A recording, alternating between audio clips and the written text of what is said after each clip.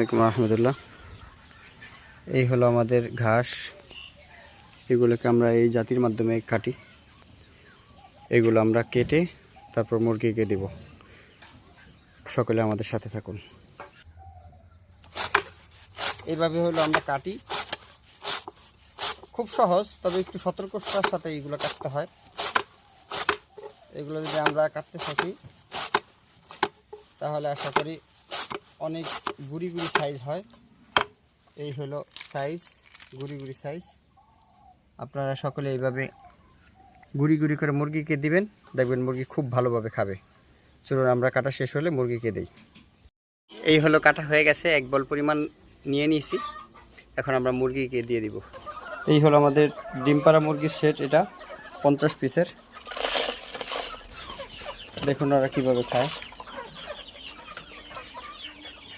Black soldier হোক আর ঘাস হোক, যেহেতু ওরা দেশি মুরগি খুব বেশি খায়।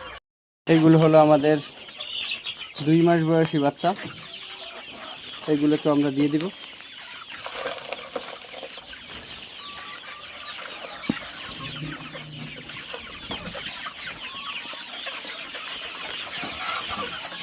দেখুন ওরা খাইতেছে।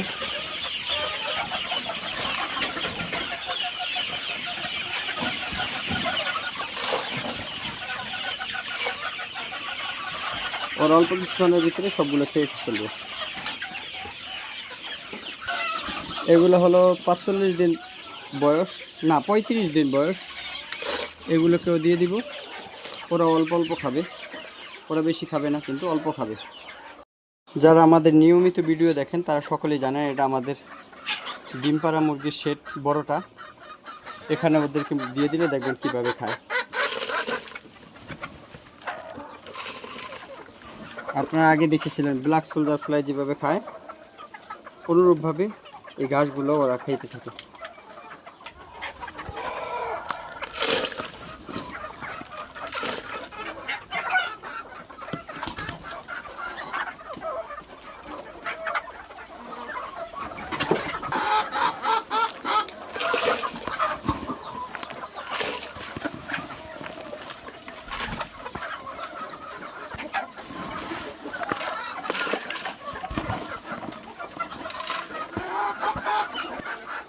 দেখুন ওরা খাইতেছে, প্রত্যেকটা পাত্রে ওরা কিভাবে খাইতেছে।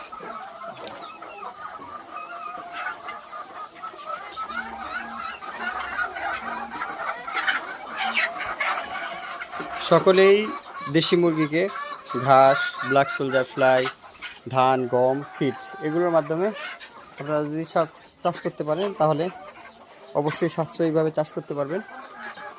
সকলকে বলবো আমাদের চ্যানেলটা লাইক এবং সাবস্ক্রাইব করবেন এবং আমাদের জন্য দোয়া করবেন। সকলে ভালো থাকবেন। আসসালামু আলাইকুম রহমতুল্লাহ।